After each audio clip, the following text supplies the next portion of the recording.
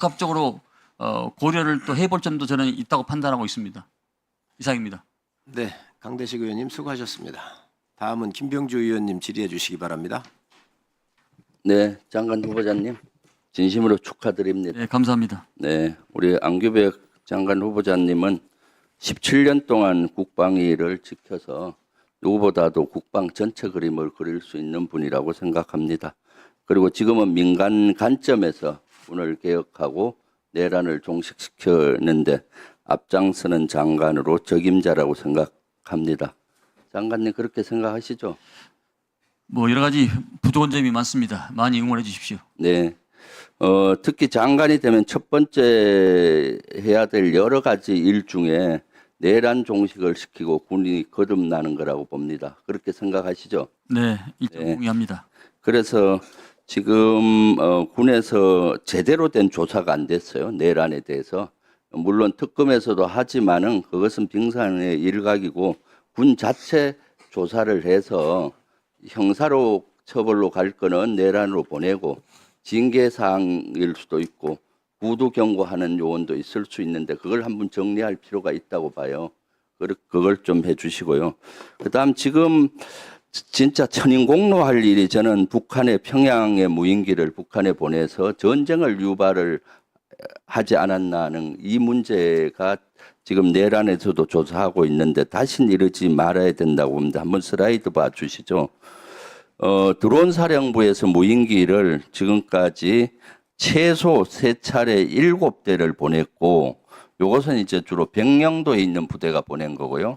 1차 때는 연천에 있는 부대에도 2대를 보냈다고 제보가 있었어요. 이건 더블 체크를 하니라고 제가 7개 소개는 포함 안 시켰는데 이것도 좀 확인할 필요가 있습니다. 연천에서 1차 10월 3일은 2대를 보냈습니다. 그것 좀 확인해 주시고 동해에 있는 부대도 해상에서 북쪽으로 보냈다는 제보들을 받고 있는데 그런 것들을 군 자체 이런 점검이 필요하다라고 보여집니다. 두 번째 슬라이드 봐주시죠. 평양과 남포에 보내서 전단을 뿌렸는데 저것은 북한에서 발표했던 전단통과 전단이에요. 다음 장 보시죠.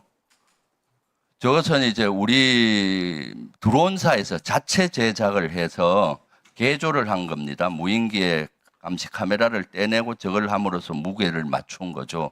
전단통에 한 600장 정도 전단이 들어갔고 지금 본 의원이 갖고 있는 이것은 저걸 사전에 훈련을 많이 했어요. 개조를 하고 난 다음에 8월경, 9월경에 전단을 떨어뜨리기 위해서 여기 전단통입니다. 실제 요거는 실질적으로 드론사에서 3D 프린터기로 만든 드론통이고요. 그 전단통이고 요 정도 하고 요 안에 전단을 요건 모형 만든 거예요. 전단을 만들어서 600장을 연 겁니다. 그래서 요것을 어떻게 했느냐? 무인기 있으면 배면에다 이걸 결합을 하고 여기에 서버라는 장치가 있는데 연결을 합니다. 그럼 요거 평양 15호 관저 가서 요것이 이제 명령에 의해서 릴리스가 되는 겁니다. 풀리면은 이것이 떨어지면서 전단통과 전단에 뿌려지는 겁니다. 실제 이것을 이제 2월 달부터 준비를 했더라고요. 그리고 6월 달에 3D 프린터기로 만든 겁니다. 그래서 여러 개를 만들면서 계속 시험을 했던 거예요. 그리고 거기에 불이 났던 거 있잖아요. 네. 연천에서 컨테이너 불 났던 것도 이러한 것들을 은폐시키기 위한 것이 아니냐라고 제보들을 했는데 확인을 해야 되는 겁니다. 네. 그래서 이것은 사실은 아마 연천 드론 그쪽에서 집중적으로 103대 대에서 했기 때문에 그 주변 야산에는 이런 것들이 많이 떨어져 있어요. 이거 플라스틱이기 때문에 사실 떨어지면서 그렇게 위험하진 않았던 것 같아요. 제가 이게 철제로 되면은 사람에 맞으면 어떡할까 했는데 플라스틱으로 돼 있고 하고 여기 3D 프린터도 선이 참 난 걸 보서 3D 프린터고요. 제가 드론사에 있는 요원한테 확인을 했더니 일치합니다. 그때 드론사에서 만든 것과 같이 이런 것들은 증거가 되는 거죠. 다음 한번 보시죠. 그리고 이 부대들은 드론사만 관련된 것이 아니라 여러 부대가 관련됐어요. 그것은 경력금을 확인을 해봤더니 그건 국방부에서 제시된 자료입니다. 8일 날 드론을 북한에 보내면 5인 사격을 할 수 있잖아요. 북한 하면은 월북하는 드론은 격추시켜야 되잖아요. 그리고 돌아올 때도 북한 무인기일 수 있기 때문에 격추시키는데 그러면 여러 사령부가 알아야 되는데 그때 경력금이 집행된 부대들이 다 관련 부대들이더라고요. 지금 제가 언론에 공개한 것이 연합사, 공군작전사령부, 지상작전사령부, 합참작전본부, 드론작전사령부예요. 지상작전사나 공작선 다 알아야 되고 연합사도 알아야 되지 않습니까? 합참작전본부도. 어저께 자료가 왔는데 보니까 전체 리스트를 분석해 봤더니 심리전단이 10월 26일 날 있었고 11월 13일 이후에는 합참정보본부도 있어요.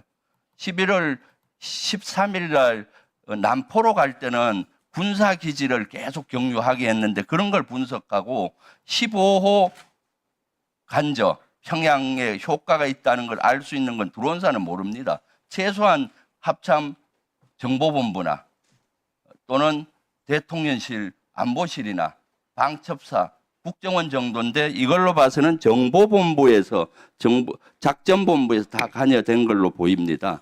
그리고 이것을 그 이후에 조직적으로 은폐하려고 했습니다. 부대 명칭을 다음 슬라이드 봐주세요. 부대 명칭을 바꿨어요. 12.3 내란 이후 1월 달에 B중대 또는 정찰중대라고 하던 거를 1월 달에 그 드론 날린 부대를 1중대라고 했고 거기에 있는 대대장 정보과장, 주임원사, 중대장을 다 해병대나 정보사로 보냈습니다. 이거는 국방부가 관여돼야 다른 해군이나 해병대 정보사로 보내잖아요. 그러니까 국방부 인사복지실에서도 협조하지 않으면 안 되고 그 내에 있는 반장들도 증거를 인멸하는 거라든가 하기 위해서 지역을 격리했고 GCS를 덮어씌기를 해서 업데이트를 해서 제거하고 있습니다. 이런 여러 가지로 조직적으로 지금 은폐하고 있습니다.